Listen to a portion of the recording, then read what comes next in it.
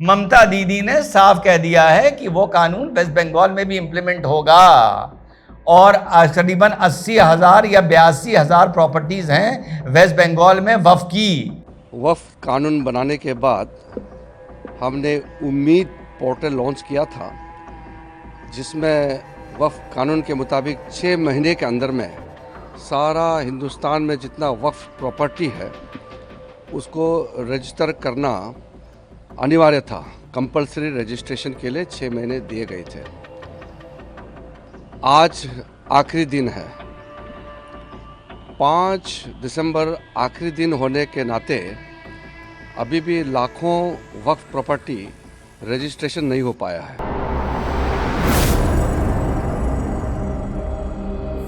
Hello, नमस्कार, सत श्री अकाल, अस्सलाम वालेकुम। कैसे हैं जनाब? साहब ये बताइए, जो इंडिगो को क्राइसिस चल रहा है, क्या ये वक्फ बोर्ड के क्राइसिस से जाकर जुड़ता है? कहीं नहीं जुड़ता ना, लेकिन इस प्लेटफॉर्म पर जुड़ता है। जिस तरीके से कल आपके भाई ने आपको बताया था कि हुमायूं कबीर तो बड़ा क्यूट आदमी है, ये तो सारी प्रॉब्लम्स का ही समाधान निकाल रहा है। कोई अगर एक चीज कहीं गई है तो उसको उसी नाम से दूसरी जगह उसी नक्शे से बना लो। तो अब साहब आप जोड़ते हैं इंडिगो के क्राइसिस को वक्फ के क्राइसिस से। भाई, इंडिगो का क्या क्राइसिस है?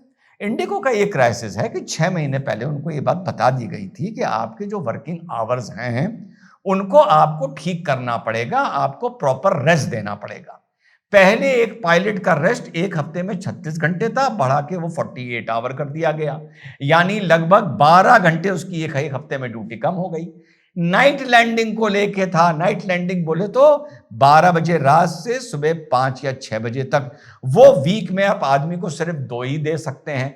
इसी तरह क्रू के लिए था, लेकिन इंडिगो ने उस पर मौके पर काम नहीं किया, और क्योंकि 60% एयरलाइंस उसके अब कंट्रोल में आ गया है, एविएशन इंडस्ट्री, तो जरा सा भी उसका गड़बड़ाया मामला तो एक डोमिनोज इफेक्ट हुआ और उसने ये हाल कर दिया। और जब 3rd को आपका भाई सुप्रीम कोर्ट गया था हिना का मुकदमा लड़ने, जिसके हम ऑर्डर का वेट कर रहे हैं, उस दिन रात को आपका भाई भी दिल्ली में फंस गया था, फ्लाइट लखनऊ की कैंसिल हो गई।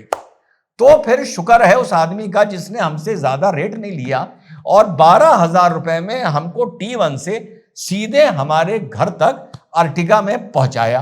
तो साहब, इंडिगो को इस मारे हाय हाय हो रहा है, गालियां पड़ रही हैं कि 6 महीने का तुम्हें वक्त मिला था, पर तुमने यार 6 महीने में कुछ किया ही नहीं।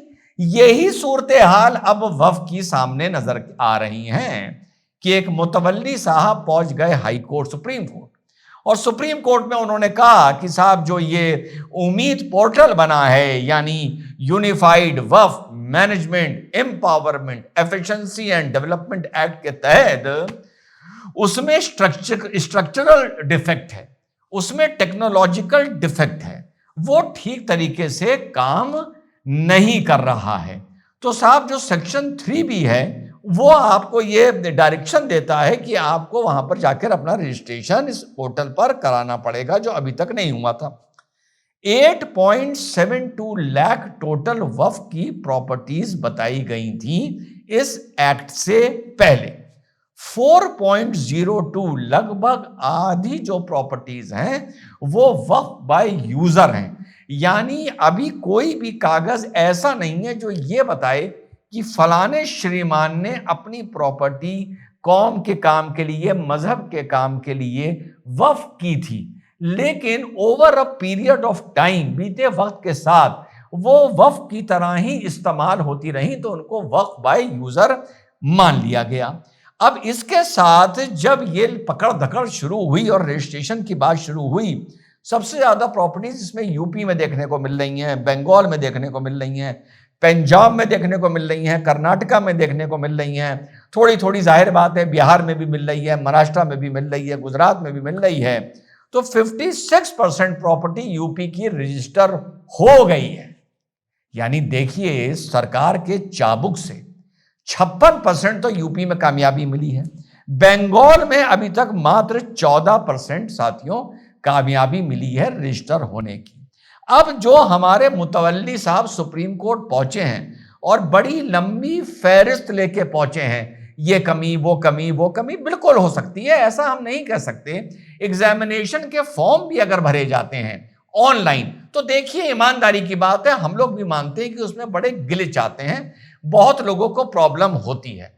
तो वो ग्लिच शुरुआत में गवर्नमेंट केस उम्मीद पोर्टल, ऑनलाइन पोर्टल पर भी आ सकता है, लेकिन जब एक आदमी अपना एग्जामिनेशन का फॉर्म भर रहा होता है तो कम से कम अगर वो ऑनलाइन नहीं भर पाता किसी गवर्नमेंट की ग्लिच की वजह से, तो वो अपने कागज तो बगल में रख के बैठता है ना, date of birth, Aadhaar, 10th की मार्कशीट, 12th की मार्कशीट, BA 1 2 3 की मार्कशीट, ट्रांसफर सर्टिफिकेट, प्रोविजनल भी ले लिया जाता है, आपका स्थायी पता 2 लोगों से वेरीफाई कराया जाता है, जो आपने अक्सर एग्जाम में या जॉब में देखा होगा।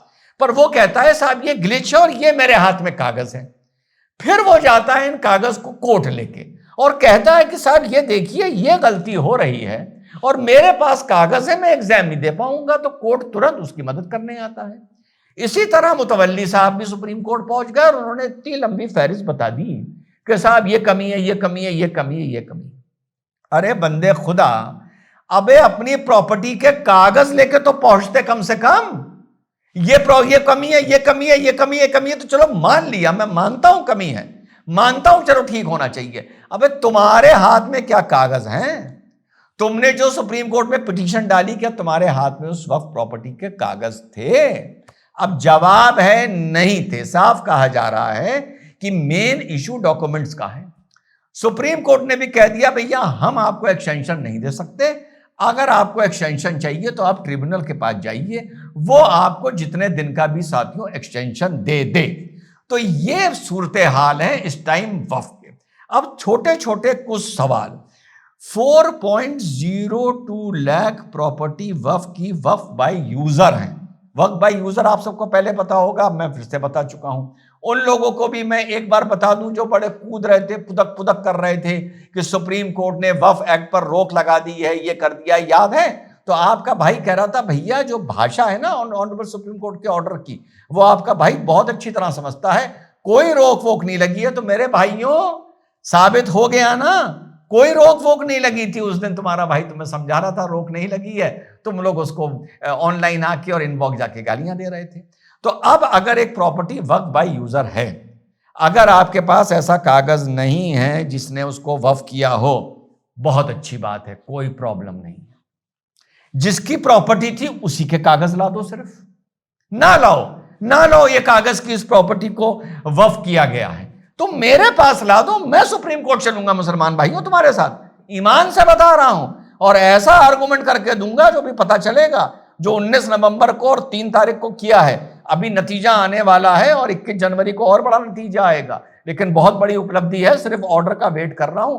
चुप्पे से तुम्हारे भाई ने वो काम करा दिया जो दिल्ली में 8 सुप्रीम कोर्ट के वकील लड़कियों का 4.5 साल में 4 साल में नहीं करा पाए थे।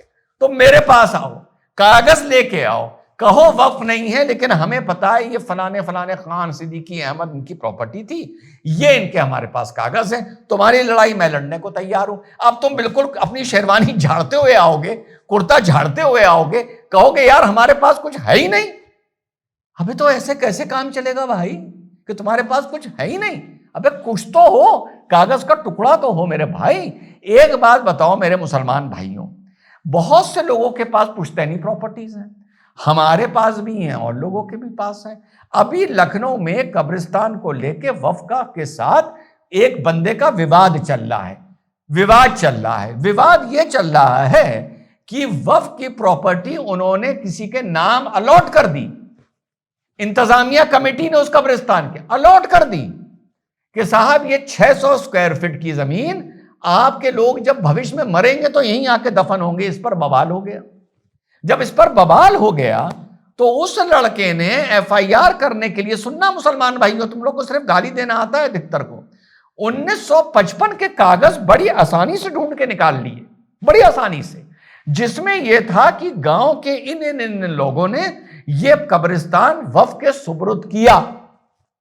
मिल गए ना? तुम्हारी पुश्तैनी प्रॉपर्टीज के कागज हैं, पुरानी जमीनें खरीदी जाती हैं। अभी जहां हमने श्री बजरंगगढ़ी का मंदिर बनाया है, वहां पर 11 बिस्वा जमीन है। अम्मा मेरे भाई 100 साल पुराने कागज मुझे, हम लोगों को राम जानकी देवी के मिल गए 100 साल पुराने कागज। मंदिर ही 100 साल पहले बना था, जमीन तो और पुरानी होगी।